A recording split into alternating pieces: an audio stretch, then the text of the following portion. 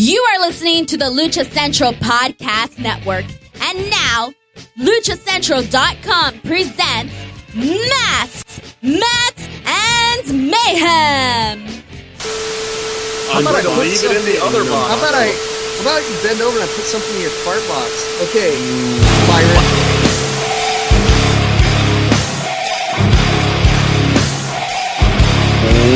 Welcome to another edition of Masks, Mats, and Mayhem. I am your announcer, Justin Outlaw, and this show is being hosted this week by @Byron Fever.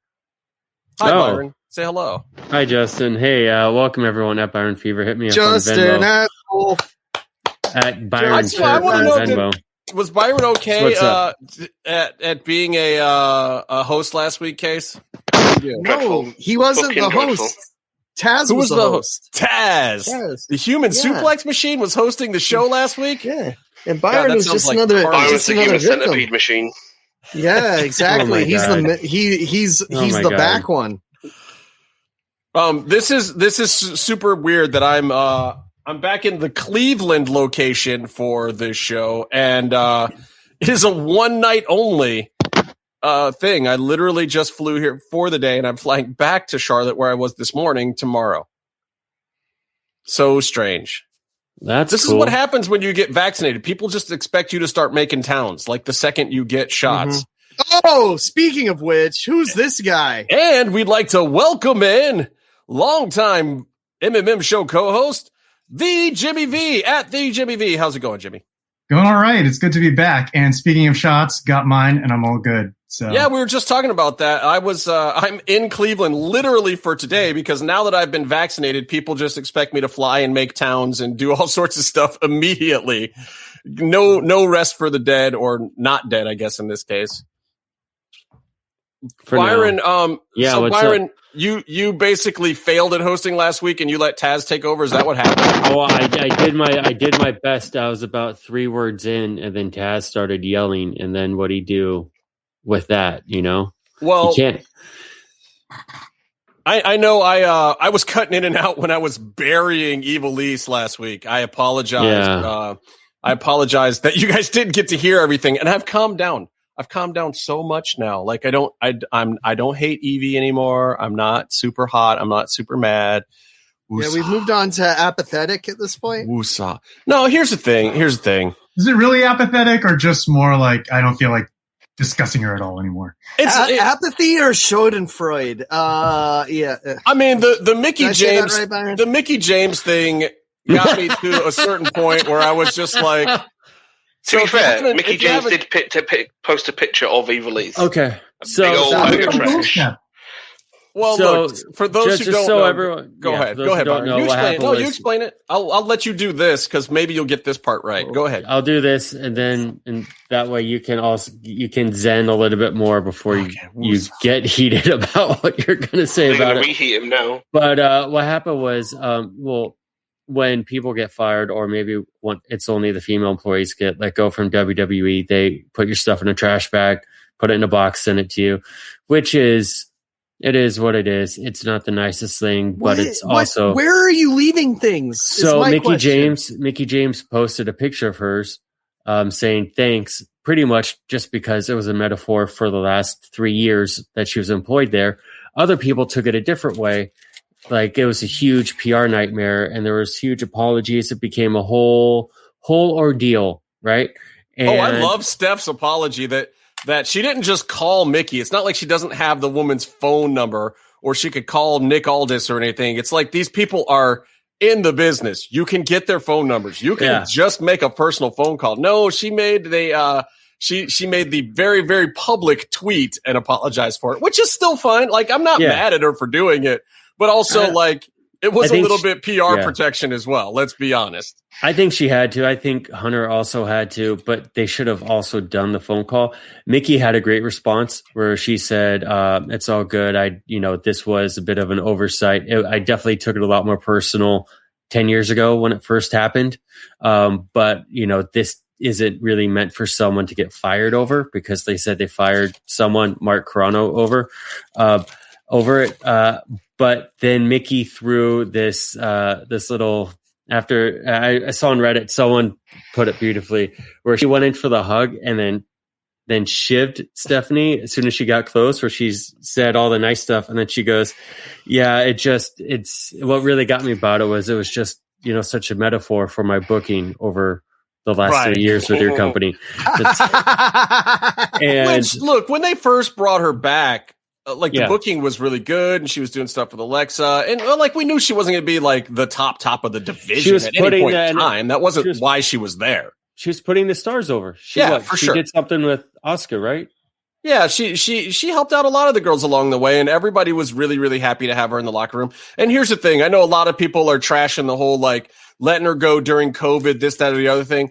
Realistically speaking, this is exactly the point in time when I thought they would release Mickie James again anyway.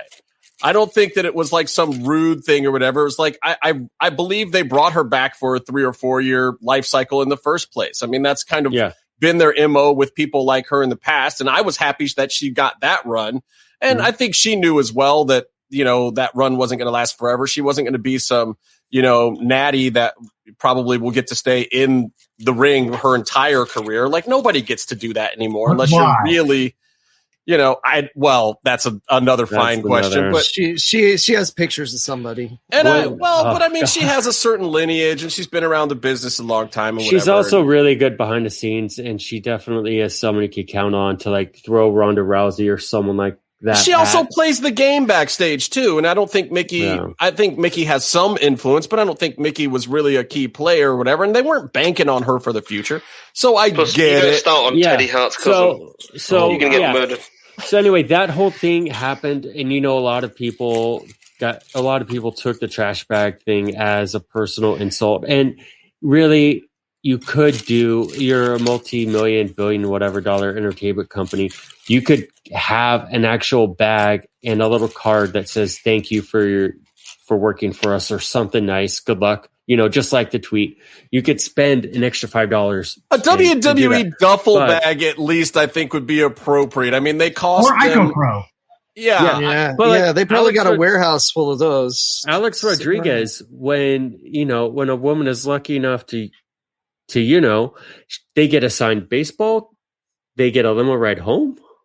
You know what I mean? Have some class. I mean, look, the Andrade duffel bag would at least be nice. They're not selling those things anymore anyway.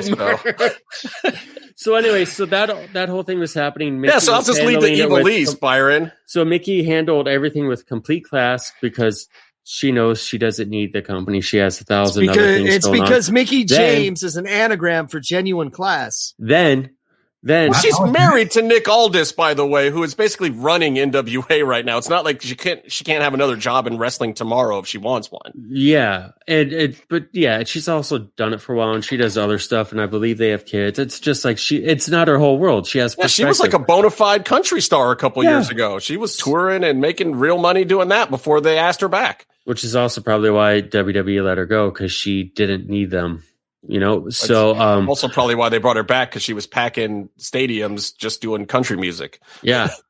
So someone, is there a term for what is it? There's something, like if someone like Chris Jericho has a habit of this, where someone else, let's say like Orange Cassidy, this was in a promo last week, is doing good numbers and is up and coming in hot, and Jericho will work a program with him to seem relevant, or he'll work a program with MJF. Stealing the rub? Cherry picker. Yeah, cherry picking. That sort of thing. So someone popped in to the Twitter threads and tried to do that with this whole situation, went up to tweet it at Mickie James. I don't even know if Mickie James even acknowledged or replied, and said, yeah, us women veterans in the business are really not treated well. So much disrespect. Someone said that. Yes. Evilise said that. And here's why I am no longer hot at Evilise. Because you don't need to be. There is because she made you laugh. One single decent or nice or supportive comment on that entire thread from a WWE superstar that is trending on their main tweet. So a lot of fans are seeing this. the closest thing she got to support was two people just saying like, "Oh, what happened?" Like two people questioning it, but no one, once they were told, they weren't like, "Oh yeah, right on, Evie."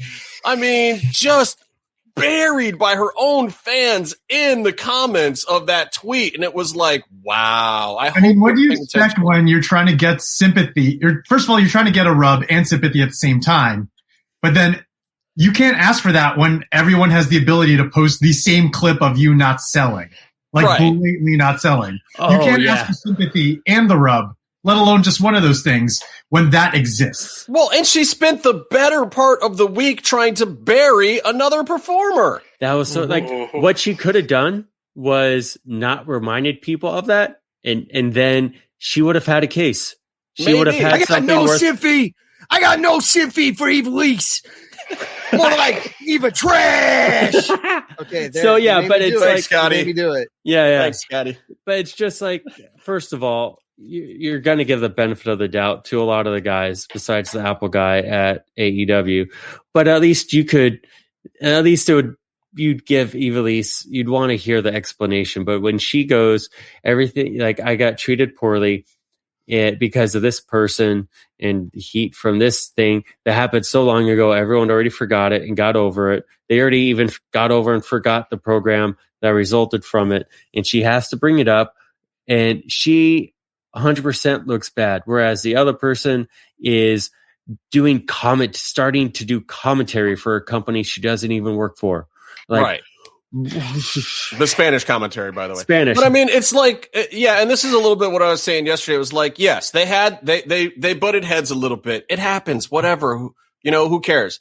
They didn't get along, maybe Thunder Rosa was a little stiff with her or whatever, but I honestly, I believe that that's a sign of respect from her. I mean, she's worked with a lot of Japanese performers. If she's working snug with you, I mean, I think that's more respect of like, hey, we can actually go in here and bang. We can do some stuff and make this look real good. But wasn't that Evie's thing that she was the baddest bitch and she'd done MMA and she was so dead hard? Though. I mean, like, look, some people like to perform a certain way as a shoot, but it was more of Evie felt like she's the veteran and wanted to lead, and she wanted to create the style of the matches and the flow. She can't lead a fucking dog to a park. But it's like maybe suck less. And you I wouldn't say matches. that though. If you watch some of those matches with her and Diamante when they started going off in the tag division, she was leading them, and they were good. Yeah, I am not saying by any stretch of the imagination that Evilise doesn't know what she's doing when all this is together. When she's got her head screwed on right, she's a fabulous performer. It's one of the reasons why we kept rooting for her too. Like, man, she's starting to finally turn it on. Like, we were all afraid when she first got to AEW because those first few weeks when she got there, they weren't great. And was like, damn it, I hope she doesn't blow this opportunity. But then she slowly was putting in the work. She turned it around. She was out of the whole sphere of Thunder Rosa. They both had separate programs. They were getting individualized pushes. And then her push cooled because she was on a company. She's there on borrowed time, and they're trying to make something out of it and keep their relationships good. Evie was there on a per-use kind of contract, talking like she was actually full-time signed, even though she wasn't.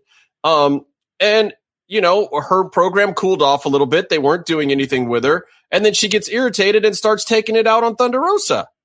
And then, your big surprise, she gets let go from the company because they're not using her. They don't have a use for her right now. Yeah. And she's rubbing people the wrong way in the back. And also, I like her perspective, and you guys should chime in, and I'm not going to rant about Evilise anymore because I agree with all the same points. I echo everything Justin said.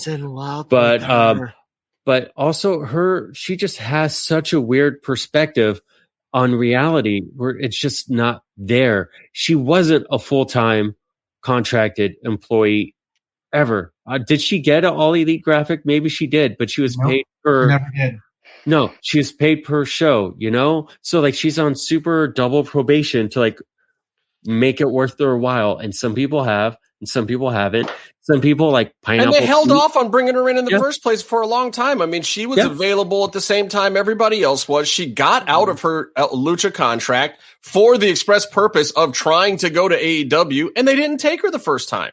She was a Lucha alumni, friends with all the people, friends. Like they brought in Sunny. I was just going to say, who they brought in instead of Evilise? They brought in Sunny Kiss. who was Hell yeah. green as hell and had just started in Lucha and was friends with Evie in Lucha. And they brought in Sonny instead at the beginning. Yeah. Way ahead of time, Smart way before move. they needed Sonny. Smart move. But it's a better investment, as you know, time has proven again. It shouldn't be. Honestly, well, Ivelisse is a veteran. She can go in the ring when she wants to. She can cut promos. She can do good with storylines, and she can actually be good to work with, but she's not right now. Yeah. So you just gotta take it with a grain of salt. Here's what I'm going to say. Okay. Go ahead, Byron. I was just going to say my whole thing is the headline is completely wrong in this anyway, because you don't say that AEW released Ultimo Panda. Right. They're not booking her anymore. Right. They're just not booking her anymore. And that's all it is. And she took it the wrong way because she thought she was on a different trajectory. I'm going to say this.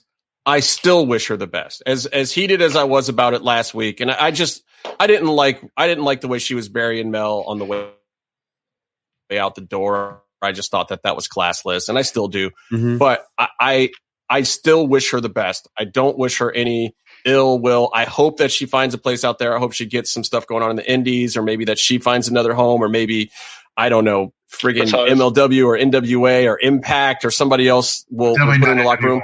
And maybe, probably not. But I hope that she gets another chance. I hope that she gets another. Byron was like, yeah, Mel should book her at Mission Pro. I don't know if I was thinking that, but yeah. Well, I mean, if I'm Ivelisse, that's the first thing I'm trying to do, besides see, and no offense at all, but like see a therapist or something to like sort this stuff out. And she's been going through a lot. And I don't mean that as an insult whatsoever. Like her home burnt down when she started AEW. So it's not like it's not like it's been easy for her in the slightest bit. You know, get the help that you can get on the right path. You have the talent in the ring to do what you need to do. It's all the other stuff holding you back. And then I think, you know, wrestling's got to wrestling. Go right at the biggest seat you have, make the money and the headlines you can make off of it. You know, there's more complicated stuff, and maybe it's better in the process of healing to not carny things up any more than they already are.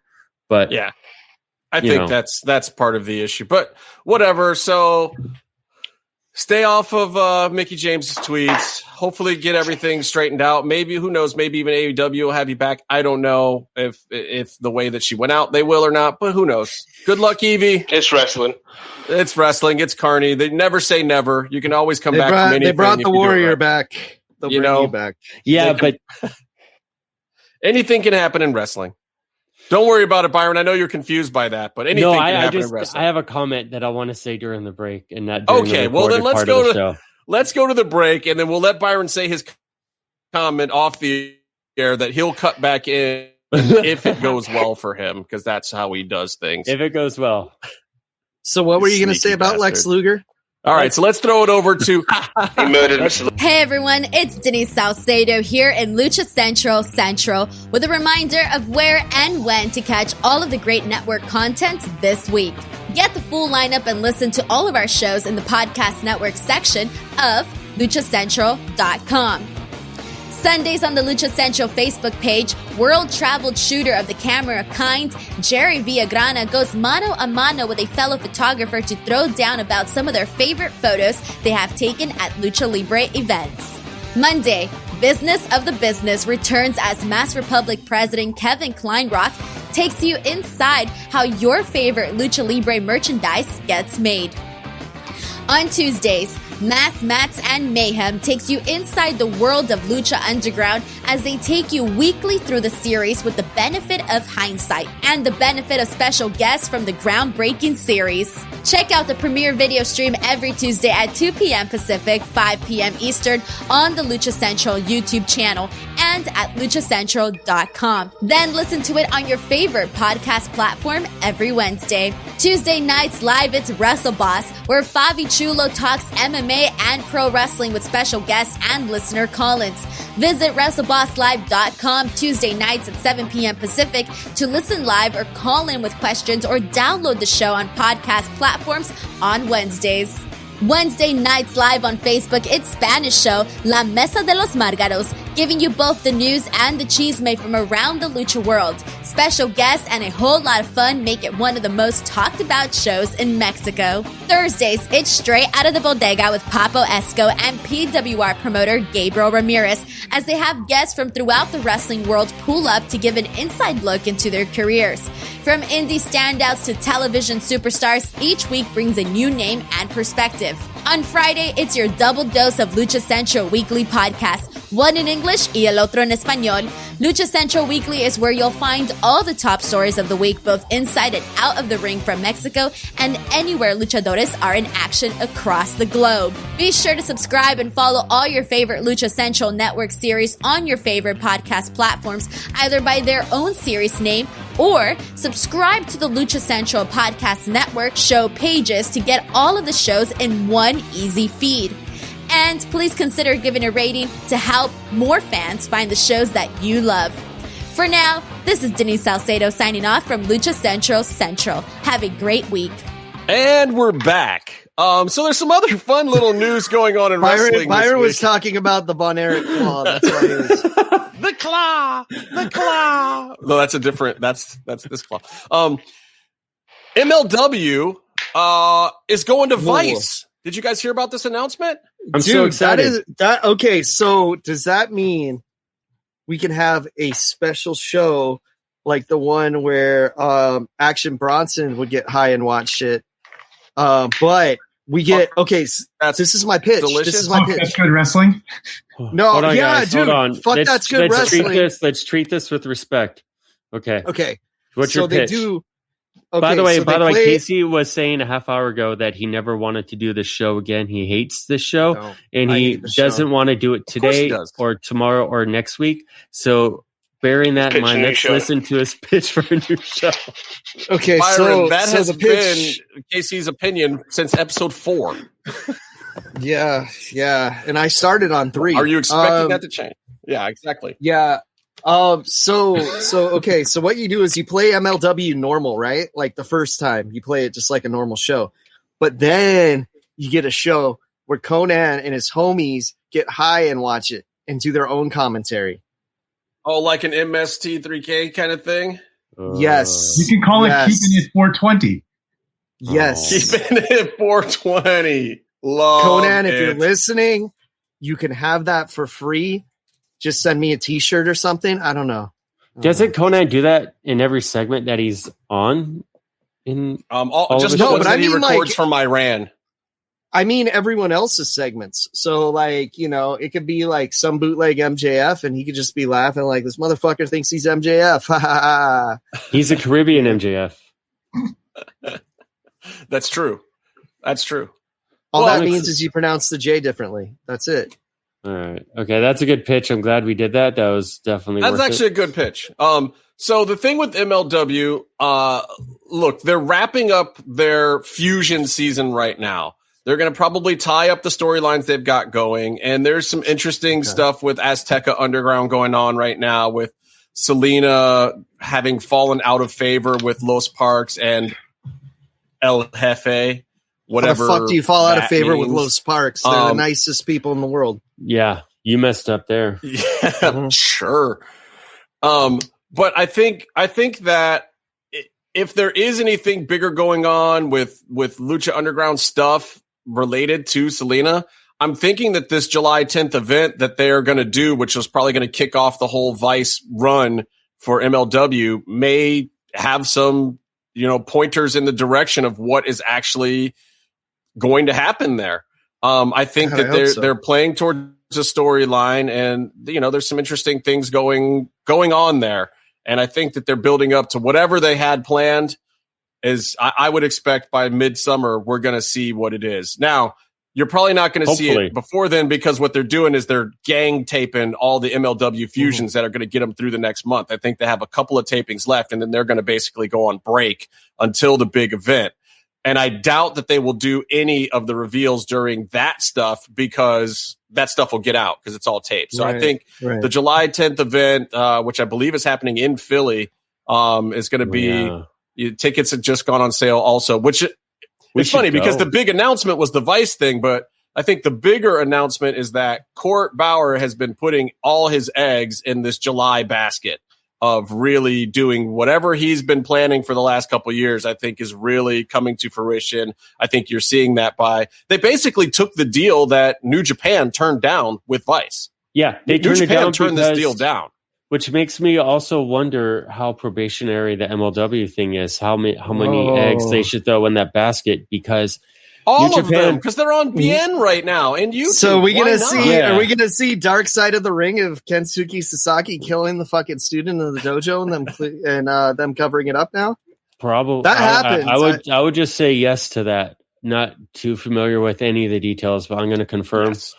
And no, MLW is part of Vice wanting to double down on the wrestling and have lead-in for the Dark Side of the Ring shows, which are that fantastic. is what it is. It'll I think it'll be the roll out. I think it's going to come after the show. So Dark Side will premiere, and then they'll get people to stick around by having MLW. But here's the thing I'm excited about. I think this is Court Bauer's chance to finally try to fill Paulie's shoes. He was always a Paulie mark, and he always wanted to be involved in ECW. And he tried to get involved with ECW, but it was literally at like the last pay-per-view, and Paulie was like losing his shit and everything was going sideways. And then I think they crossed paths briefly when Court worked at SmackDown or wherever he worked for 10 days or whatever before Vince probably fire or whatever Vince do the puke thing every time you mention him. He's gotta puke. Hey pal, try not to get any on my desk on your way out, Oh, poor Dross. Before you leave, Court, there's something I gotta have you do. Try not to get any on my desk. Yeah.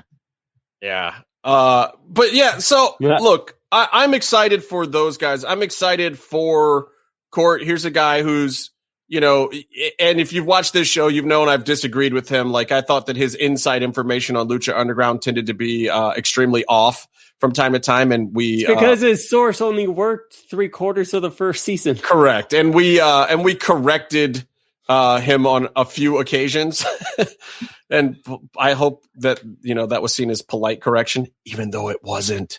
It wasn't. We have an attitude, and we take no guff from anyone. That is so very very true.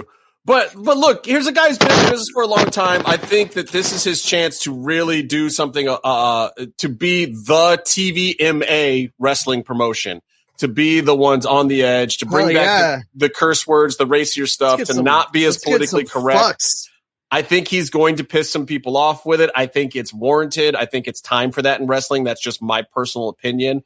I think the snowflakes are going to hate what he's going to do. He's going to be the anti-Ring of Honor. They don't watch Vice. They don't watch Vice anyway. It's all good. The snowflakes are going to get rid of the liberal media TVs. Well, and the people who are watching Vice are more the old school ECW, WCW fans, and they're watching Dark Side of the Ring. And I think this will be a great lead in for that. And I think it's going to do, I don't think it's going to do like blockbuster numbers that's going to shake up the wrestling game by any stretch of the imagination. It's going to do better than what MLW is doing now. And we've said on this show that like, it's not a bad product, especially for what they've got and how they're doing it. Yeah. They put together a good show for, and it reminds me of old ECW. It's like 5 guys in a room making a TV show and just doing it. If I was still in New York, I would be pushing to try and work for MLW. Yeah. I know I worked with someone who is currently working with Court on MLW stuff. I guess I think he's been doing that since our show got canceled. Right. Well, excuse me, sir, because I have something that I'd like to say if you think this show is going to be a success on the Vice Network. And that is, fuck you, you're wrong. Because it needs to be on TNN, the Nashville Network. Part of the Friday night Rail Zone. I mean, eventually that was Roller Jam. That was the National Network eventually, though, right, Paulie? Look, you can call a spade, and I don't know what else to say. But this is the same channel. Shovel. You can call it. You could call it Spike TV if you want, but come on. You could. But you could down the road always just put it on Sci-Fi Channel. I mean, that'd be. But you know what I'd say if you put it on the Sci-Fi Channel, Justin? What's that? Fuck you, you're wrong. But no, even with Kelly, I'd still be wrong. Even with the Zombie and Mordecai, I mean Kevin Thorne. Vampires. I want to talk quickly about just they're not vampires. They live the vampire lifestyle. They Justin. do live the vampire lifestyle. I want to talk quickly about NXT. I don't really care about this week's episode, but I want to say that. Hold on, Justin, 1 second for NXT. Moment of silence. I just want us all to send our positive vibes and our congratulations to Kushida for winning the Cruiserweight title. Once again, we did it last week. I just wanted to do it again. Hey, I think we should applaud the Time Splitter for really, Here's the thing about NXT. And you guys can tell me if I'm wrong. I think NXT is deliberately actually exactly where it was meant to be, including the Santos Escobar thing. I think it's actually a very good sign for Santos. I think he did what he was supposed to do. He elevated that belt. He brought it back into being a main NXT belt instead of just this 205 random thing that Vince could care less about. I think he solidified that for the rest of the locker room. I think Vince reward is that they need him in the top program. I think that literally that's him graduating from being a cruiserweight. He got his WrestleMania moment. They finished off his storyline of having elevated this title. And now I think he's going to get to be a top guy. And I think eventually what they're heading to is the feud with Cross. And I think it's going to play out over a long period of time. I think, Santos is going to be looked at as a heavyweight now for the rest of his NXT career. And he's going to feud with Cross, and I think that eventually Cross is going to drop to Santos and move up to the main roster. And I think it's actually a very, very good sign for Santos because I think that he has been the one picked to succeed Cross when he's done. Can I beef on Cross when you're done? Please remind me. No, let's go now. Beef. Okay. Cross, I love you. You know that. The next part after this is never good. Okay, he responded to one of my tweets with a GIF. It was a GIF of Abismo Negro setting another person on fire. Completely fine. He responded to it and said, "Lady Scarlet, no," because it seems like something she would do. And over 100 people it blew up my shit. Over 100 people liking it that can't see my original tweet because I'm on a private account and they can't see it. So just because he tweeted something, they liked it. And I'm like, really? You can't even see my tweet. Really? It's not really what happened. It's just weird. So he was trying to give you the rub. He probably doesn't realize it's testament to the power of the Cross cult is what it is. Because what is he doing? That looks like he's masturbating. Thing. Okay. He's masturbating. His penis is where he's looking. So Cross blew up your scene, and that's a testament to how over he is, which is also testament. So I guess it's not really a beef. It was just weird to keep getting the beeps and thinking like someone was saying, "Hey, Casey, we found you that Vader action figure we're looking for." Now no one found me the Vader action figure. That's when you mute the response. I learned that after about 99 tweets. Here's another thing to also bring to point out and to bring up. A fellow 205 champion, cruiserweight champion, who also held the belt and helped it, bring some prestige back to it for an almost equally long amount of time. Was never pinned. And to quote someone who knows what he's talking about, climbing a ladder fast doesn't make you a good wrestler. Wow. So when we're looking just trying to make Meef mad, when we're looking at successors to Cross, I don't think the pickings are slim. You know what I mean? Wow. I mean, I think that there's a lot of choices up there, but I think what's going to happen is you're going to see these guys that they've been pushing to the top of the mid card get a chance to feud with Cross. Cross is going to win, but it's going to elevate a lot of these guys. It's going to elevate Bronson Pinchot. Isn't that his name? Bronson's Casey? Great. Yes. Yeah. Yes. The human Kaijo Bronson Pinchot. It's out of this city. Famed home renovation TV. I think it's going to elevate Pinchot. Dexter Loomis. In fact, I can't wait to see a little bit of Cross Dexter Loomis feud. I think that's going to be good times. I'm excited for Kyle O'Reilly, man. Don't be ridiculous. Don't be ridiculous, Byron. Look, I like the new Kylo gimmick. I was feeling it. He's the Orange Cassidy of WWE now. It's new to everyone. He's the son of Darth Vader. Darth Vader. Of Hanan. Yeah. Kylo's new gimmick. Oh, yeah, Kylo Ren. I get it. You're making a joke. What were you saying, Jim? God damn it. First of all, Kylo Ren is not Darth Vader's son. I know I messed up there. So much I care about the new Star Wars thing. Since Marvel fucked it up. Why is Meef so grumpy? It wasn't like Marvel 4 in the Disney. morning. Jesus Christ. But I was saying Marvel. that, this is not a new Kyle O'Reilly for people who have been following his career. This is PWG Kyle O'Reilly, a little bit of sleazy Kyle in there that we're finally seeing in NXT because he's no longer in Undisputed Era. The closest we got to see it previously is just whenever he would do the air guitar with the belt. But now we get to see full on sleazy, cool Kyle. And honestly, it's so People much follow better. Kyle O'Reilly's career? It's yes, a few of them do. Okay. It's I so love much Kyle. better already than him trying to cut promos as this. Oh God! This, UE tough guy like from 4 or 5 weeks ago, where he just sounded like squeaky and sad, and it was like, oh my God, whoever wrote this or made him do this, this is not this person. You can't do this. This is like it's. I was just immediately happy. I was like, oh my God, they turned the page so fast on this. Thank you, because. Yeah. That poor guy, you were burying him, trying to make him do things that did not feel natural to who he is at all. And this is already 10 million times better. What are you saying, Byron? That first program with Finn, where Adam Cole stepped aside and let Kyle O'Reilly even cut the first promo segment for UE was just, and I'm rooting for him and all that, but it was just not. It was not him. No, this it is just definitely wasn't. This like I don't quite get because I haven't seen the PWG stuff. I don't quite get everything that he's doing right now, but I'm there for it. Meef, what are you doing with that? What is that deal all about? What do you got? Is this more lucha leather? Just the wallet. Show is brought to you by Meef and his wallet, which he is going to expertly show you in the most lackluster fashion. It's like 4 a.m. for Meef Loaf, Byron. Take it easy on the guy. No, we're doing an ASMR audio wallet reveal. He lives in Foulmouth, England. It's understandable. People are going to find me considering how often I was just we showing bring something, up so Byron might recognize something he hasn't seen in a while. A prison wallet? Byron recognizes that completely. I've never been to prison, and you'll never take me there.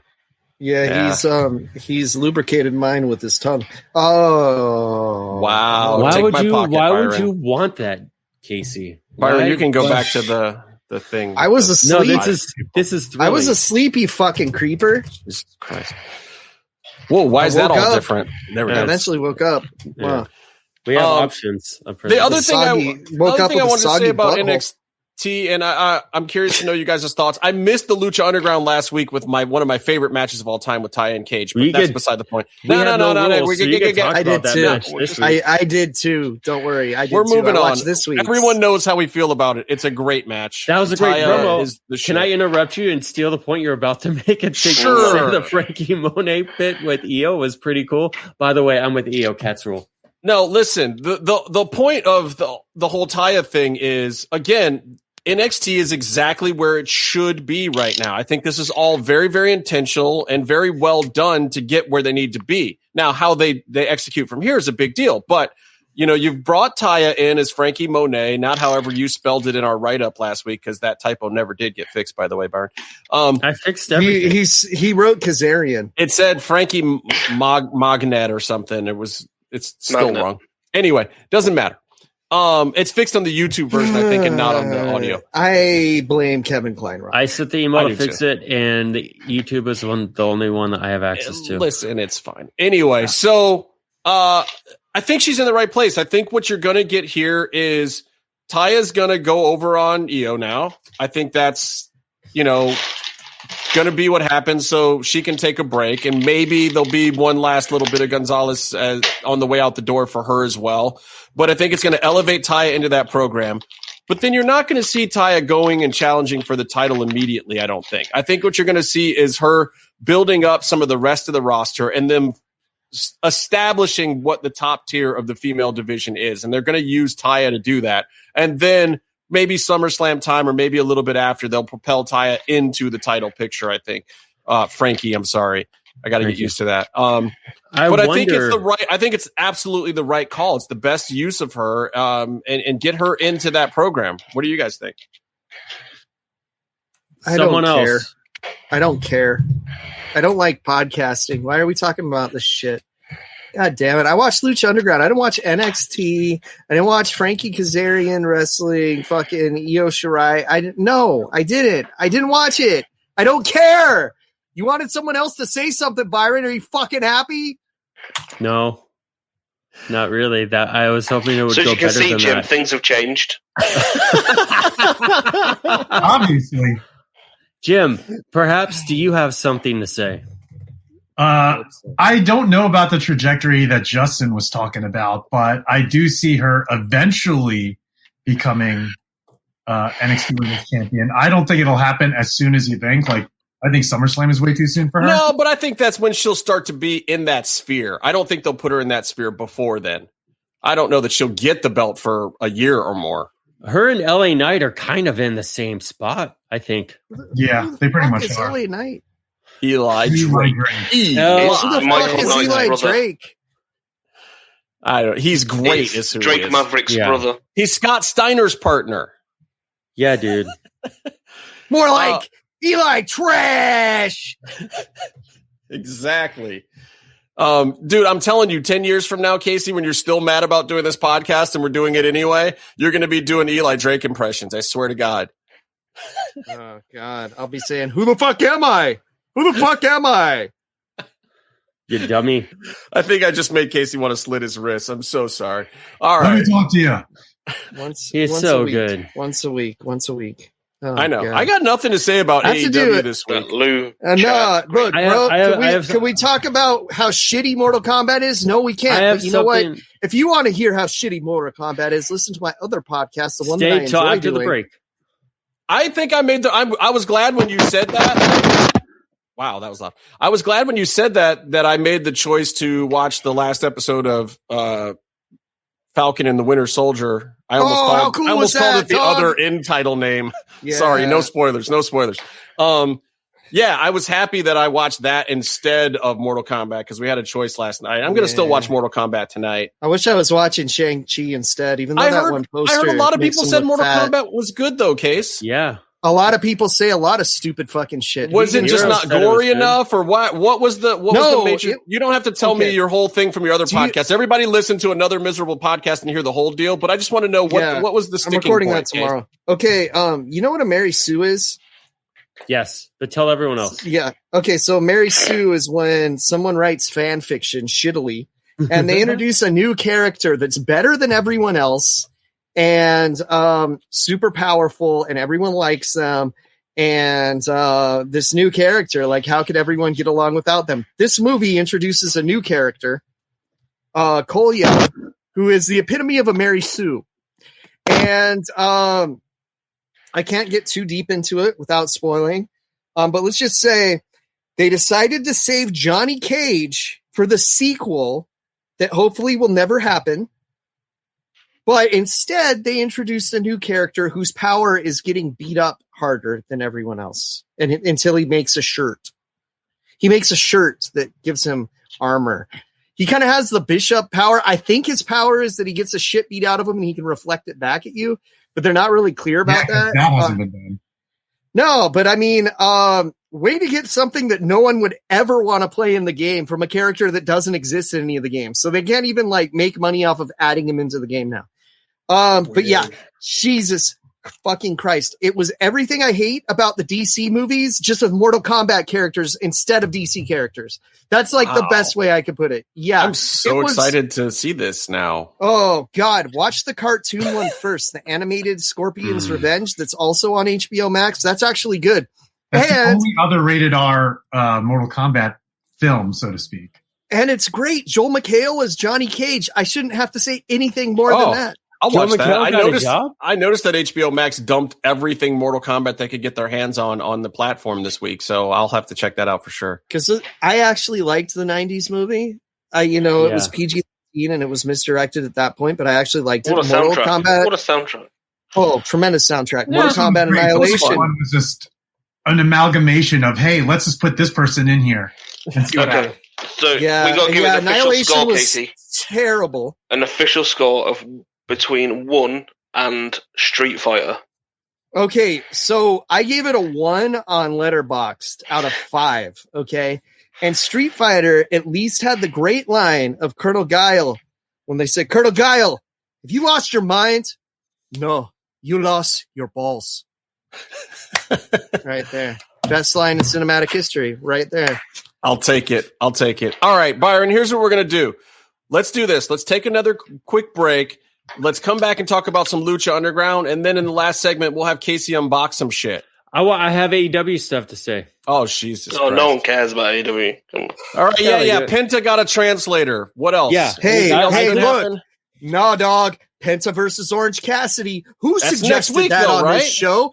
Yes, you're welcome, Antoine. Maybe you can start selling those Pinche Naranja shirts that I said will make He you millions listens of to the dollars. show. We already Yeah. know that he gets all his good ideas for the show. So, Byron, are you going to give Tony a good idea shit. right now? Is that why I've been going wrong with his football team? I should be giving him tips on his football team. Yes, you should. I was just gonna say, I think it's really cool. His translator dude, manager dude.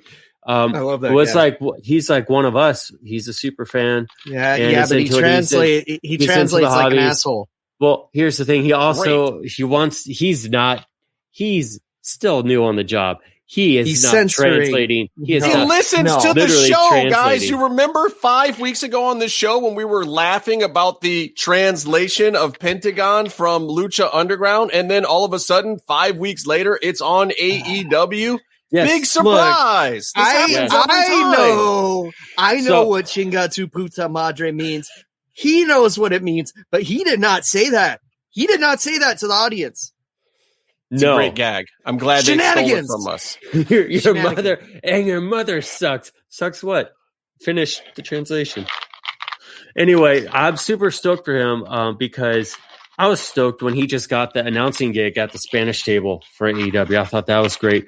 And now he's just living out all of our dreams and excelling. He's doing he such a great was a member job. of the Dark Order, and now he's upgraded to the cooler team. Fucking Lucha Bros, Death Triangle. Come on. Yeah. Triangolo de la Muerte. You know, Let's go to the break. Dark Order. They should get me to do a no translation Johnny, for Pentagon, 'cause no I'd make it Johnny, worse. no order. No Johnny, no order. That's all I'm So saying. yeah, but I enjoyed it. I'm really whatever. I'm I enjoying. can't wait to AEW. see Johnny Silver come back and then lose to Cody his first match. Back No, stop it. because that's what's going to happen. He can only By lose to him if he breaks his arm first, damn it. Oh, I got Yeah. AEW news. I'm like, okay, I don't want to blow this dude's spot up, but What? the Mark Carrano stuff came out and then one of his ex-Flames started tweeting trash about him, which was kind of funny, right? But then someone else was like, "Hey, is this the Billy Gunn side piece that's tweeting about Mark Carrano?" And it was. And I don't know if you're familiar, and I'm not going to spread. I'm not going to whatever. He already is. Yeah. I love Billy Gunn. So just no one loves Billy Gunn. just hit me up with the DM. Even if his you own want to sons. know the words to Google to hear all the really You're great. trying to get yourself backstory. a side piece, sir. I'm trying to get more followers. We're not talking about the real AEW news because this is going to air on Tuesday and it's going to happen tomorrow. But I want everyone's prediction anyway because now it's just funny to me. Is Rich Swann or Kenny Omega going to walk away with both belts, or are they going to schmoz the whole thing into nothingness? It's going to be dumb schmoz shit. City, man. Rich Swann, champ. No, Rich Swann double champ. All I know is when the Rich major is done, podcast. What? When Rich is done beating Kenny, he's gonna slap Don in the face, pick up the AAA belt as well, and walk out and dance out of the arena. You book wrestling like you're Zack Schneider. They do AEW paid advertisements every week on Impact. Yeah, and they're great. What do they do for Impact on Dynamite? Nothing. Why would they? Dynamite. You know what Impact could do on Dynamite? Can't afford the paid advertisements. No. You know what Dynamite could do? True. Dynamite. Impact should go on to Dynamite and they should promote. I don't know, the AAA Mega Championship belt. How about that? Rich will be the unofficial champ. Should fucking blow it up with dynamite. Kenny's going to collect a bunch of belts and hang them in his closet, and no one's even going to know that he has them. I think that is the goal of the storyline. I have a question. I have a question. I have a question. So, do the Good Brothers get paid by Tony? Yes. They're double dipping? Yes. They have to have an appearance. They're getting appearance fees for both. Yeah. Wow. And it's part of how the whole thing is working out and how they're keeping them happy. Too. Yeah. Yeah. They're all sharing. Look, Tony's a money mark.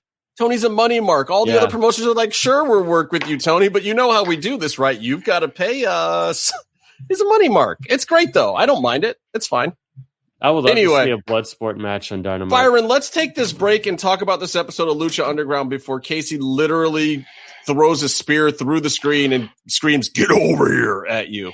We got Fortnite to play, baby. All right, we'll be right back. Lucha-masks.com, in partnership with Mask Republic, give you personal protective masks to keep you Lucha strong in the fight versus COVID-19. With world-class luchadors Blue Demon Jr., the Lucha Brothers, LA Park, Ultimo Dragon, Cain Velasquez, Conan, and so much more. Head to lucha-masks.com and you too can become a masked warrior. Lucha-masks.com, powered by Pro Wrestling Revolution. And we're back. We're talking about Lucha Underground Season 2, Episode 8, Life After Death, this week in our Lucha Underground Rewind. Vignette. I can't say this word. I say this word like Byron says Salmon. The vignette. The L's in there for a reason. I like this vignette. More like Lucha Underground Season Poo. Wow. You love this one. You wanted to talk about it last week. Yeah, I forgot everything that happened now. Katrina sometimes wonders if she should have stayed loyal to Phoenix. Oh my God, what a great opening segment. Accepted her fate, and then she could be together ruling the temple with Phoenix. Justin, I wonder if I should have chose you. I thought she was way better in this one. Yeah. This wasn't as bad as like the Mil Muertes one she did. I felt I've like been working on that impression for months. Okay, God, do it again. Damn it. Do it again. No, I'm do it done. again. I'm done. No, okay, all right. I'm sorry. We're all being rude. Every single one of us owes you an apology, and go ahead, do the impersonation. I refuse. Go ahead and do it. We give you the respect you deserve. This is what you deserve. Byron. And we're back. Yeah, okay, that's enough of that. You guys are dicks. You will bring me back to life. No, I dug she's it. from That's a good California. impression. Yeah, but I thought it was great. It's just it's that cinematic melodrama that Lucha Underground. This is one of those expensive vignettes, by the way. It was, I think. and it was like there was a kissing thing, a lot of beso. There was a lot. Hey, baby. Was there tongue involved there? So all I know is they had to shoot Phoenix from the waist up for a reason. I was watching it like this. I mean, I didn't want to really, I was censoring. It is unfair to shoot. Is that what so you can pretend it was you? Yeah, I'm going to go ahead and assume that the stone wasn't the only thing hard in that scene. Yeah, Jimmy's back, y'all. Got a little extra animo in there. Remember when he was a zombie? I like these scenes. Hey, speaking of our fine friend Eva Lise, this episode has a trios championship match between the unlikely trio versus the Disciples of, is that how you say that? Disciples of Diab. Disciples of Apocalypse. This is the comedy we're resorting to on this podcast now. Look, this was a lose. If they lost, they left the temple and we were cheering for them. We're like, oh, don't lose. Now I'm just like, get the fuck out of here, son of havoc. You suck. Yeah, but we couldn't have lost Angelico, so we had to cheer. Yeah, I know. Even though we lost Angelico anyway. They could have just said, hey, man, how about the person who gets pinned has to leave forever? No. Son of Havoc he had a really great place on this show. No, that was Son of Madness, bro. You got him confused again. Wow, let's never talk about that. Was his position crying in the bathroom after you made him cry? Guys, We made him cry. I'm a little bit upside down on the space-time continuum. I just saw the end of Interstellar recently, and so I'm a little, all over the place. I love that movie. I love it too. Go for it. So at the end of this match, Ivelisse is limping. Is this where she broke her ankle the second time? No. I don't think so. No, nothing broken.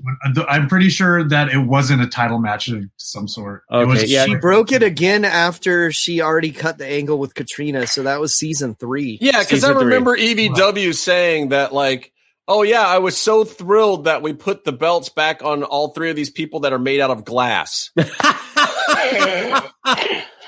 No, Son of Havoc wasn't made out of glass, but he did break Jack's. His heart was when you start chanting. Yeah, his heart was, yeah.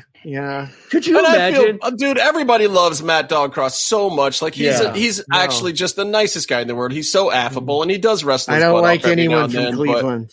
Could you imagine though? Son of a bitch.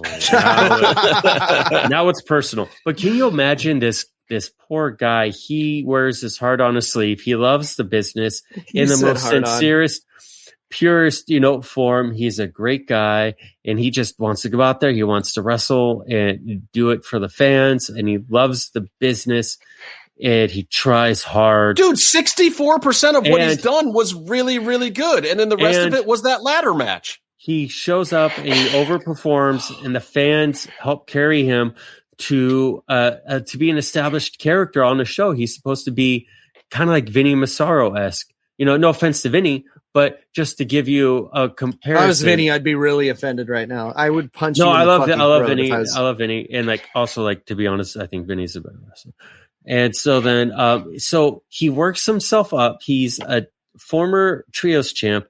And then he gets a Gift of the Gods ladder match against Pentagon Dark at a Ultima Lucha. He gets a gimmick match for a belt against the biggest Lucha Underground star at one of their biggest shows. By the way. He has, this huge opportunity. This is great. Sure, he's going to do the favors. But imagine where you're coming from. And you get this huge, great thing, and he's so excited about this opportunity. He goes out there and he does this match where he puts himself at even more risk than he already does on a daily basis in the ring. And then he puts his ear out to the crowd and he hears, "Die, Matt Cross, die." No, that's not what we were saying. We were saying, "Fuck you, Havoc," is what we were saying. And you were saying it too. Mr. High Horse, you were saying it too. Look, but it was our responsibility because we were the guys that put him over in the first place. But you chanted it with me, okay?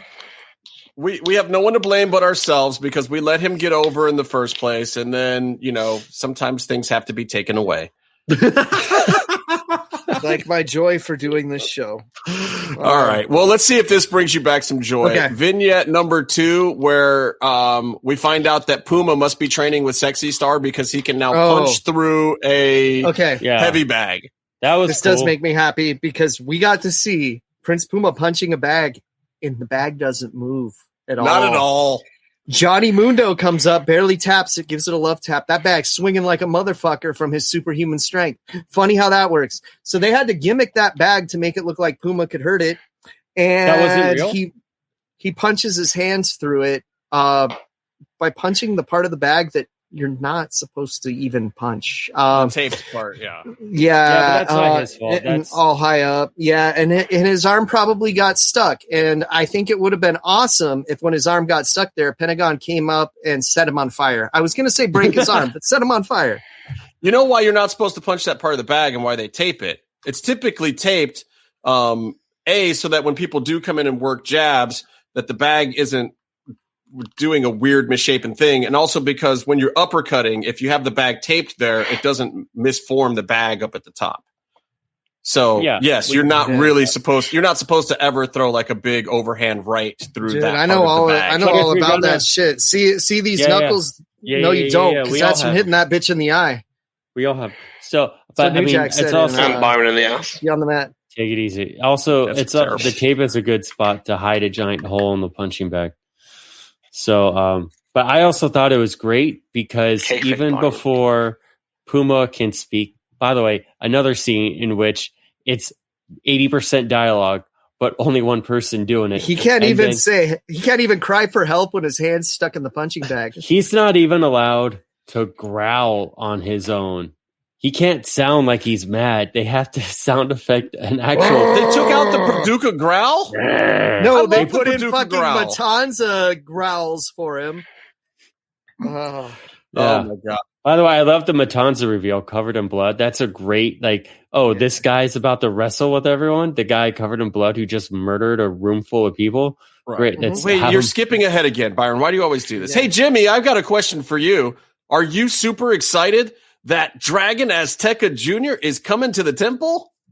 I mean, hey, if you're just handing out invitations, we finally get to see Dragon Azteca Jr. in the temple. And Ray. Well, yeah, that's the funny part. An invitation too. We're pumped. Dragon Azteca's coming. This awesome wrestler we've heard all about. Oh, and by the way, Rey Mysterio's coming too. That's not going to overshadow your debut or anything. You can just the biggest Latino star in the entire business for the last 50 years is coming too. It's cool. Matanza took care of all of them. I have an invitation here too. What's your invitation? No, wait. It's an autograph of Erwin R. Shyster. My bad. IRS. Is it signed Erwin R. Shyster and not Mike Rotunda? It's signed IRS only. He signed just 3 letters. Yeah. It's the best autograph I've ever seen. Freaking genius. Oh, you know what though? Hey, you know what? That was great though, how Ray put Dragon Azteca Jr. in his place. You know how I've been helping you feel like the man for the past few weeks? And just casually just was by the way, everything you've been working for is going to mean nothing. Oh yeah, and to win you have to beat me also. May the best man win. The unproven rookie says to the Hall of Fame legend. That was a little Did I miss a match, or are there really 4 vignettes in a row? There's 4 vignettes in a row. Wow. So Mill just decides to off one of the disciples. Who was it? Who bit the bullet? Oh, he didn't kill him though. This wasn't the death scene. I think originally they intended to kill Sinestro here because he looks really fucking dead at the end, but this isn't when they killed him. Okay. Because Katrina was just kind of easy, dude. Easy. No, because remember, he rips 2 of their hearts out, then he gives them to Sinestro, and then he's alone for a while, and then he eventually rips his heart out. Yeah. Yeah. Makes sense. Spoiler. I mean, they're basically just putties from Power Rangers anyway, right? Byron doesn't get that at all, does he? No, he doesn't. I've seen the show. They literally filmed it right next to our house, and I've seen the show. Okay, so now, Byron, now is when you're supposed to talk about the Matanza thing. We got to cut the break, apparently. Byron, this is where you're supposed to talk about. No, did somebody say the Luger thing again? Oh my god! No, everyone is still alive in that photo, Byron. We don't have to go to break. Blood is it signed with? Tell me about Matanza. Look at him smile, knowing the amount of pills he has in his home. Talking about how bodies he's got in his basement. His name was a play on Lex Luthor. It's not like people didn't know he was eventually going to be the bad guy. So Dario and Black Lotus have a new Lucha Temple, and the notable thing about this one, it's cool. I love these scenes, and Dario's a great actor. Excuse me, Byron. No, you shut the fuck up. You see, what? Lotus, I have to tell you the story of this new temple. You see, this new temple is founded on one thing to appease the Aztec gods, and that is butt fucking.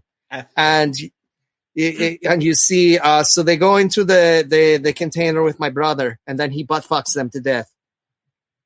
And you see, that is why they call him Matanza, because that is what he does to the butthole. Okay. To the culo. So I thought it was cool that on the outside of this building, they still had it labeled temple, and they had the lucha symbol. Stencils. Yes. I also like how it's 375 miles away around the corner. Right. So that's where exactly 375 miles have put it? Was that like Palmdale? Where is that? Like Barstow. Barstow probably. Okay. Yeah. Like Zizek's Road. They stopped at Zizek's Road and made a new temple. Barstow. Yeah, so if it's Barstow, that's where you're getting near the 559 BTW. 27 Palms or whatever that place is called. No, that's the other way. That's like Palm Springs. That's Yeah. Well, I'm just thinking where the 375 miles from Boyle Heights. I mean, is I actually think Not that 375 far. miles is way farther, and that's like Las Vegas. I maybe think. no, because it takes like 4.5 hours. I think Vegas is almost 450, 460 miles. I'm telling you, it's Zizek's Road. They stopped on Zizek's Road. Hold on, 375 miles. That's like 6 hours away driving. Yeah, I don't know. 6, 7 hours. If you drive like you, So they were in like St. George, Grandma. Utah, or wherever that is. Anyway, who Lake cares? Tahoe. All we Yeah. know is we got Hit to us up see. at MMSO75. Why was Matanza not bloody like this just all the time? Like, could they not have just Because- gimmicked the costume to always be just drenched in blood? That You know makes what? no dope. Originally they did, but someone punched a window and they couldn't tell how much blood he was losing, and they had to stop. They might want to refilm that match. Just saying. That's the funniest cop story in all of history, by the way. If you haven't heard it, just listen back. It's only funny because he was okay. It's only funny because he was okay. Right. I mean, All it still right, would have been so- funny, but Here's we'd what have to I act want to like it know. wasn't. I want Meef and Jimmy's opinions on the championship match of Phoenix versus Mil Muertes in Yes. the Gift of the Gods cash in. What did you guys think? Yeah, this I mean, is like when your boy won the cruiserweight title, Meef. Sorry, I had to. So mean. For some reason, I felt like I remember there being a lot more blood. And not that there wasn't a lot of blood, but I just remember there being a lot more.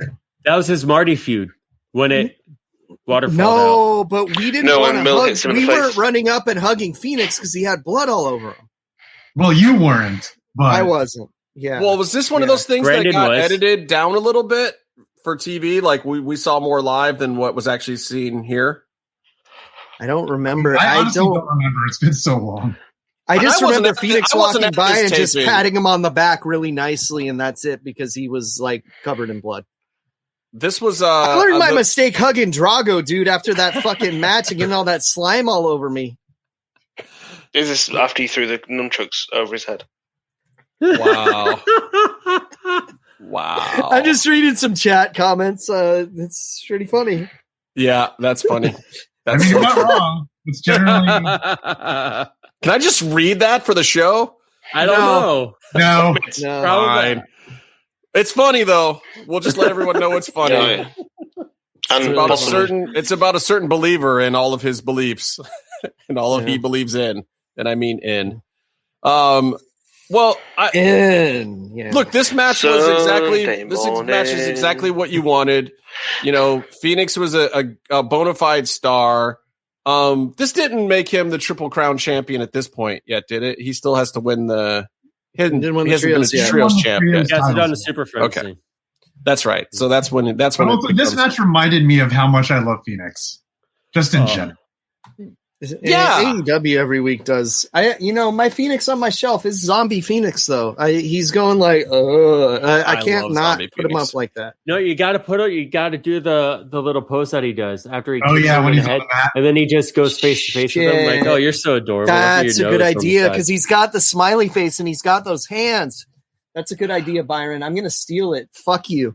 I mean, this also shows you though that Phoenix. thank you. Phoenix is better to me when he's not against another high flying luchador. Like he needs a good solid base, but a good base that can move and be fast in the ring too. Like at this particular point in time, Mill is super fast when he's running the ropes, when he's hitting his spot. Like the dude is not playing around. Congratulations. You will defend the title in Aztec Warfare. Yes. So Katrina swerves us at the end. And this whole thing is, by the way, she kissed Mill full on the mouth mid-match. After he bit into Phoenix's head. She's all about the bodily fluids. And I'm pretty sure it wasn't scripted. I don't think that there was, because the camera wasn't there. It was in a weird spot. Like, she just wanted to stick her tongue in Ricky's mouth. What was going on there? Good for her. All right. All right. Good for her, not for him. Good for her. There's a heard it. little bit of something for everyone on Lucha Underground. Yeah, There she had a is. little bit of something passing around to everyone There's else. She Well, must. then Have, Lucha she Dolls, saw. by the She way, saw him in well. that suit. Let's They be got- real. She saw him in that suit. Come on. Yeah, I would have kissed him too. It's fine. Yeah, so Katrina swerves us, and this year's hold on, I have to interrupt because Casey and I at one of the shows had male artist masks on ringside, and he came up and he went face to face with us, and they cut it out. But he went face to face with us, so like growled in our face, so like back at him. You know, they didn't show it because we're actually 2 feet taller than him. But Byron should have kissed him. Could you imagine he does that? He just give him a peck right there. Like, that one kid when Milmore was ringside, like went up and did the dumb Mark thing the wrestlers do. They like to touch the wrestlers' bodies, and he was like, he almost cut him in half with his hand. Could you imagine if I just gave him a quick one right there? You never see me again. Mariachi Loco did that to me once when he was the skeleton. Oh my god! Just saying. I wouldn't slap his hand. Yeah. Well, so anyway, this year's Aztec Warfare is not going to be for the Gift of the Gods. It's going to be for the Belt of the Belts, and it will be next week on the Lucha Underground Rewind. And we're going to have some interesting competitors. We're going to have maybe a Matanza show up. We're going to have a Rey Mysterio, a Dragon Azteca Jr. Does Robert Rodriguez show up on this episode or the next one? Because he was there for both of them. I think he doesn't show up until the next one. Should I tell the Robert Rodriguez story that's the best Robert Rodriguez story right now? Yes. Yeah. The answer is yes. Okay, so Robert Rodriguez, man, he comes down and he's pretty pumped. He's like, yeah, motherfucker. He comes down the steps and he's slapping people's hands. This one fan didn't have his hand out. He slapped that guy right in the face. Right in the face. Yeah, learned a lesson. Not even looking where he's slapping, dude. Okay, first of all, in this age, you got to watch where you're slapping. You might slap something that doesn't need to be slapped. He's used to working with a green screen. Give him some slack. Yeah. That's you know amazing. how Byron stands crotch first at ringside, hoping for an errant slap. Always. What? Yeah. That's why you always push to the side. He said what he said, Byron. That never happened. You basically do a back bridge and just like lay there. It's really awkward. All right, let's take another quick break. I got to hit Wikipedia and look up something about Lex Luger real quick. If you're listening to this and you haven't visited luchacentral.com, it's time to do it. luchacentral.com is the online home for Lucha Libre, where you can get all of the top news in English and in Spanish. Find the best curated video content and original content not seen anywhere else. Find when Lucha Libre events would be happening in your area. Find photo galleries from top photographers covering Lucha Libre around the world. From weekly polls to annual awards. Seen and read by top executives in all of the major Lucha Libre promotions across the globe. And on top of that, it's free. luchacentral.com, your centralized place for all things Lucha Libre. And we're back. Oh, when did we come back? I don't know. We're back right now, Byron. Is there a PlayStation 4 your friends that love you bought you? You guys are so awesome for that, by the way. Like, I realized the other day how awesome my friends are, and that's you guys. I mean, thank you. The term friends is loose, but I don't know if I have said this on the show or not before, but these guys, when I was hating it and forced to quarantine with my soon-to-be ex-wife and life was absolutely miserable, these motherfuckers sent me a PlayStation 4 to keep me sane through the beginning. And we were just in the DM the other day talking about how much my life has changed since then. Like, oh my God. But the only reason I survived it is these dumb fucks. But yeah, dude. So enjoy this fleshlight we sent you. Is that what this is? I don't know. I got this box today. I'm trying to. We got you the one. Smallest size. Yeah, we got you the Baby Yoda model. That's right. I like them tight. Figures. I like them tight. I've been to wrestling schools before. I know how you do it. All right. Training with Chase and Rance again, huh? Just saying. There's an invoice here. There's 2 of something in here. Let's see what I got. Oh, this is no surprise to anyone. I got some of these. Oh, yeah. Hold on, Justin. Wait, I need to make it big so Meef can see it. Big. Wait. Yeah. Did I just order these like 2 days ago and still get them before Meef? We just lost someone. We just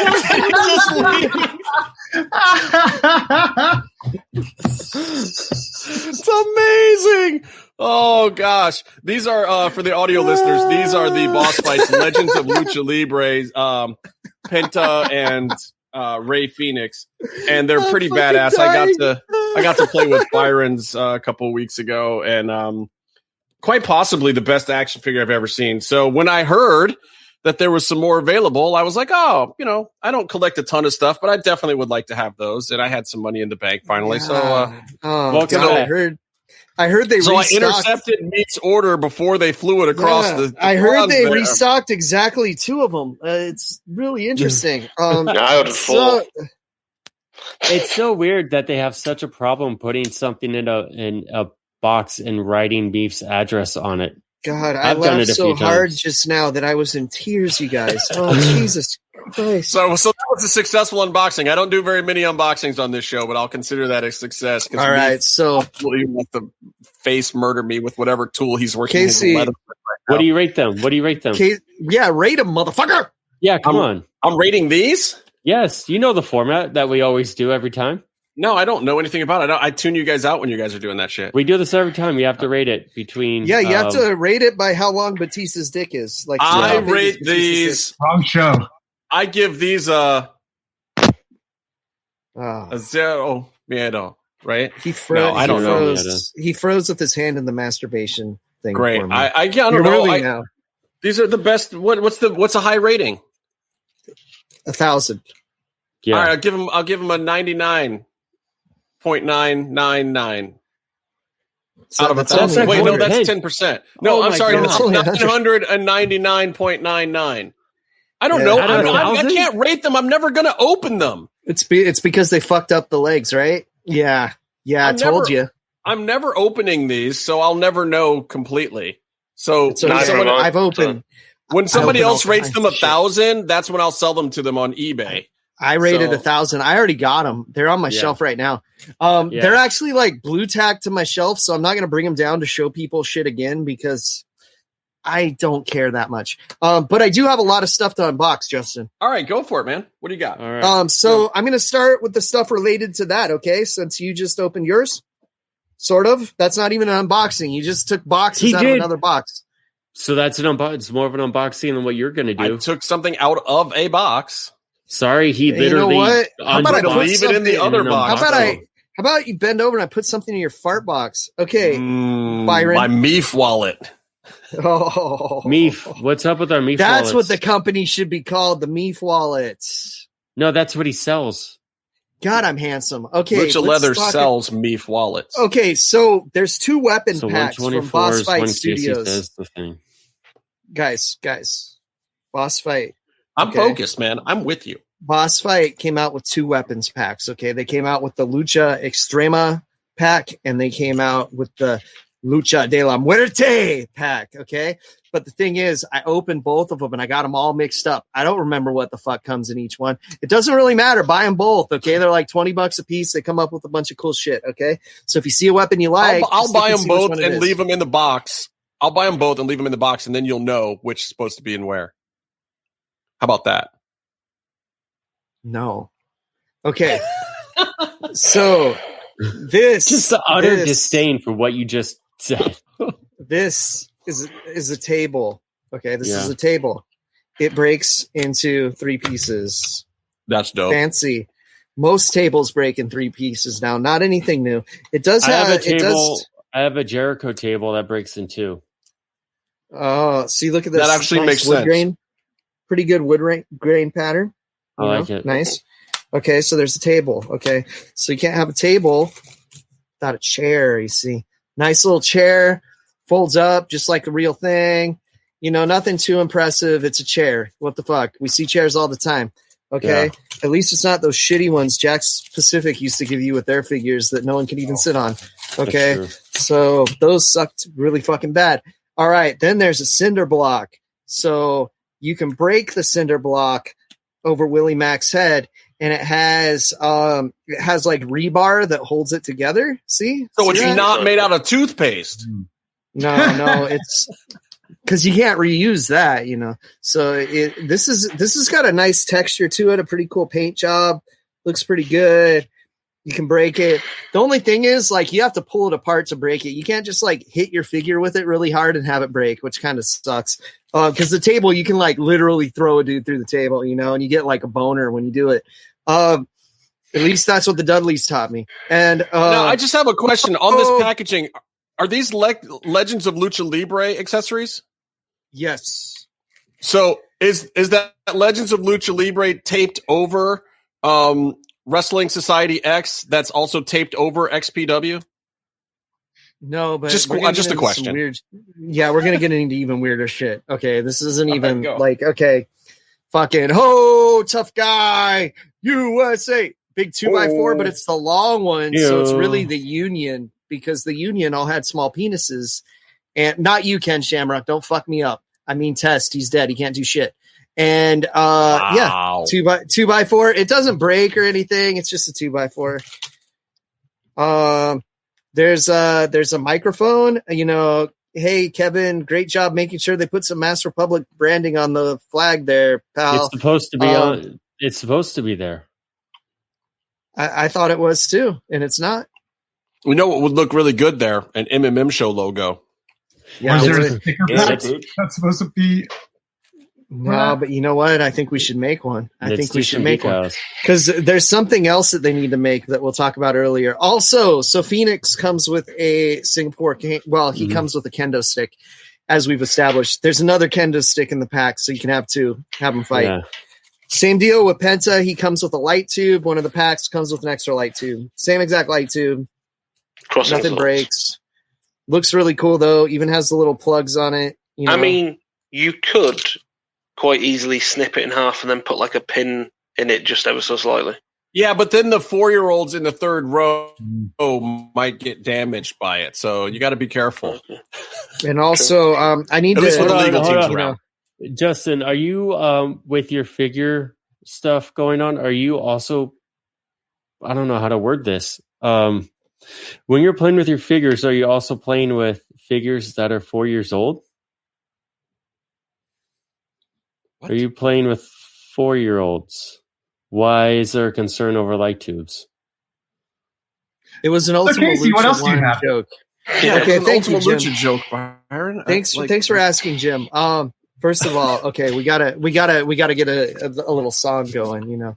If you ever take a trip down to Cobb County, Georgia, there's a sign on the wall, respect the law and order to some hard time. He carries a big dick and some hairy balls too. Okay, look, we got a nightstick. Was that the Big Boss Man theme? Yeah, dude, nothing says lucha like a nightstick, dog. Nothing says lucha like a nightstick. Not a nunchuck, but a nightstick. We got a cookie sheet. Oh, don't even get me started, because that's what the fucking Ninja Turtles did because of Meef's country taking the fucking nunchucks away from Michelangelo and giving him fucking tonfa. Fancy word for nightstick. Tonfa. You know what? To be fair, one of the key players in one of the greatest Lucha Libre shows of all time, Lucha Underground, was Eric Van Wagenen, who portrayed a police officer who probably had a nightstick.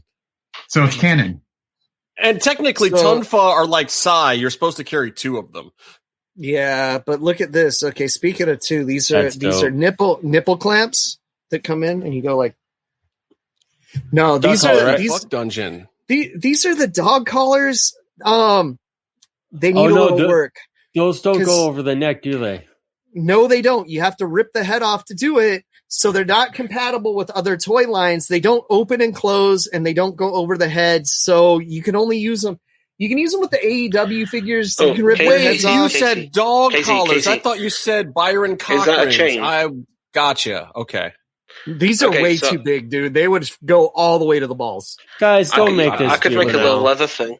I could make a little leather thing. You're going to make them out of leather? I could make you a little leather collar. They've got a real chain, though, which is kind of neat, but they kind of fuck the neck thing up because, like these accessories, they have 2 figures out right now. I know more are coming, but Penta's neck flaps don't really hold this all that well. When you try to put on his head, it makes it so it's hard to keep his head on. Phoenix wears it pretty well. you can put this on some AEW figures. The WWE figures, some of them have alternate heads that you can pull off and put these on. But yeah, it's these are kind of a mess. I'm a little disappointed they didn't have like something that can just connect around the neck, like a little tab with like a hole that you can, or magnet. What I mean. Still kind of cool. Magnet would work pretty good, but then magnet I can't just to describe it. Also, a sickle, straight up Mr. Pogo shit. That's dope. Pretty cool. Pretty cool. A little thick on the blade. I think that's might be for safety reasons, even though these are marketed towards adults. It's actually very, very pointy. You could really hurt yourself if you put this in your eyes or dick. What hole. happens if you swallow it? I don't want to know. I'm just trying to keep it out of my eyes and dick hole. So next, 4 strands of rubber barbed wire that have little like hooks and rings so you can connect them to different things. You can use them to wrap the weapons. These are kind of cool. They actually look like really good. So you got the official Kenny Omega barbed wire. That's pretty dope. No, that's actually coming later and is an actual item. It actually is, isn't it? We went over it last week. And there's a barbed wire wrapped baseball bat, Yes. which is really cool because you can pull the barbed wire off of the bat, making both things completely useless. And let's see. There's also, speaking of useless, Meef just made you a new leather collar. Speaking of useless, they're not really useless. They're just a little weird. There's these alternate heads for Mass Republic logo masks. Okay.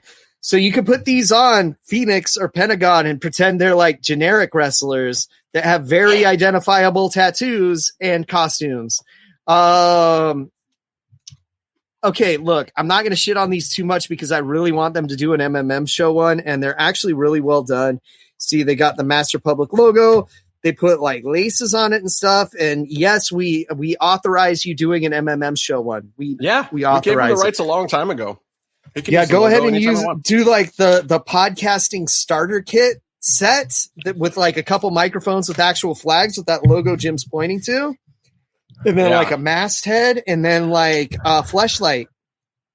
Baby Yoda green fleshlight. You just need these accessories for a So when someone tells us to go fuck ourselves, then we would have to use that, right? Is that what the implication is? So that was the weapons packs. They're going right back into here. I have one more thing to show you guys. Okay, what you got? So that stuff was pretty badass. But check out this dick. No, okay. You put Byron on the bun a couple weeks ago, I introduced you to a friend of mine from Japan, and his name is the Great Muda.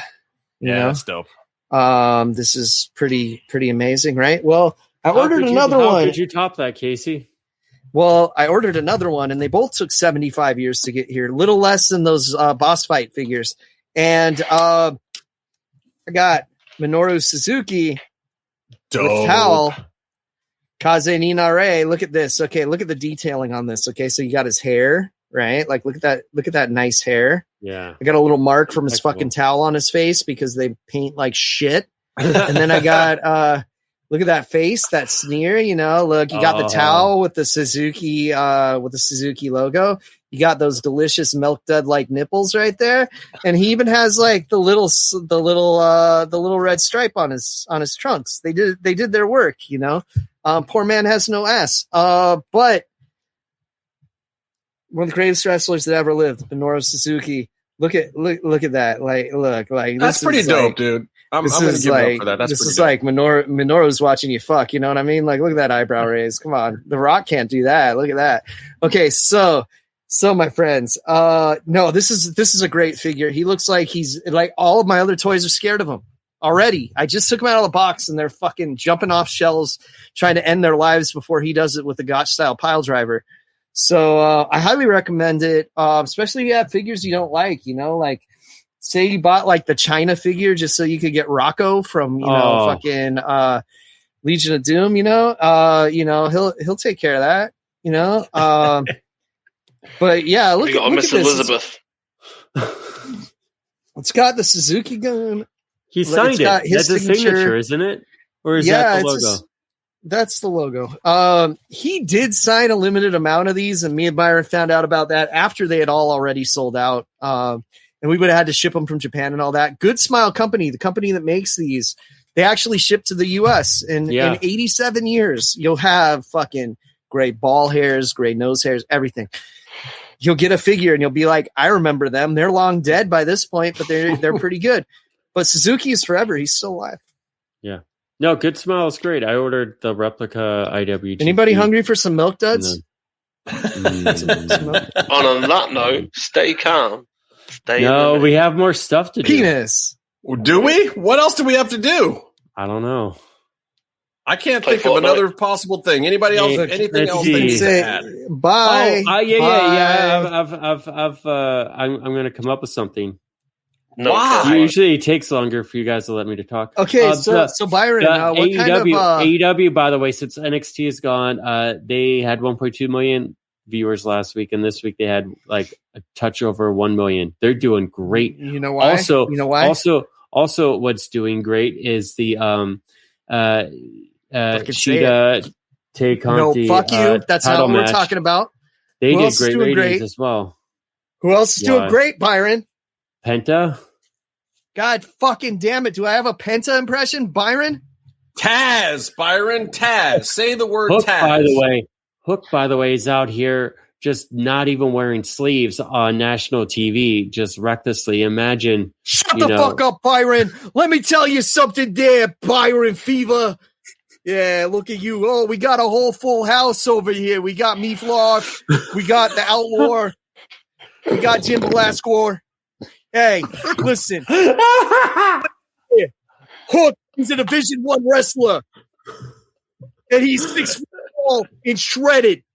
So I don't want to see you talk any shit about my son. Where's he from? He's from the Red Hook section of Brooklyn, New York. And let me tell you something, Hangman Page, Ricky Starks might not have been able to, to hurt you in any way in 15 minutes. But you know what? Hook, one chop block, brother. One shot block, brother.